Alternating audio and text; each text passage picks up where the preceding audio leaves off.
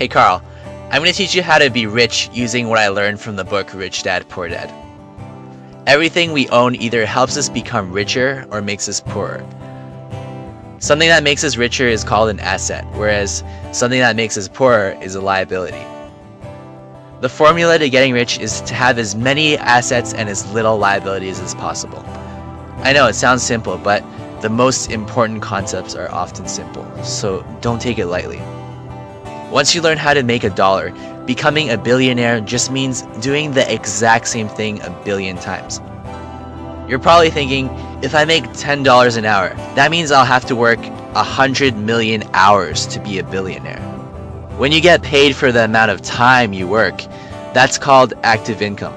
So if you're referring to active income, you're probably right.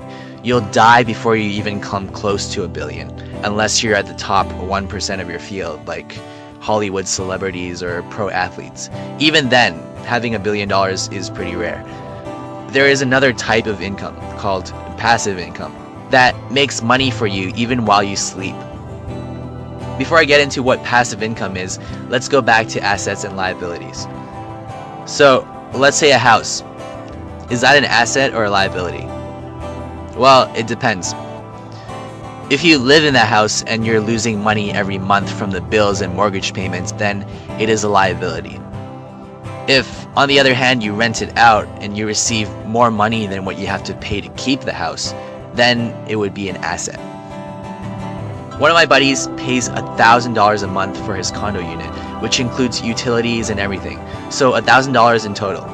But he rents out half of his place for $1,200. Don't ask me how he does it. So not only does he live there for free, he actually makes $200 every month. That makes his condo unit an asset. The $200 he makes is passive income because he doesn't have to actively spend his time in order to make that money. Once you can make passive income, all you have to do is repeat what you're doing. Since passive income isn't proportional to your time, you can make as much money as you want per hour. Imagine if my buddy rents 9 more condo units. If he makes $200 each month from each of those, he'll make $2,000 a month. At that point, his business model would probably be a bit more complicated since he'll probably have to hire a few people to do jobs like cleaning, finding people to rent to, and taking monthly payments.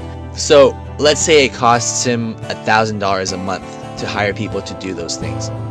He'll still be making $1,000 a month from doing nothing. If you eventually expand to over 1,000 houses, you'll probably hire more people. Perhaps you'll hire a cleaning manager for every 10 cleaners, and then a senior manager for every 10 managers. That's how businesses essentially operate. You have the CEO at the top with multiple level managers all the way down to each individual worker.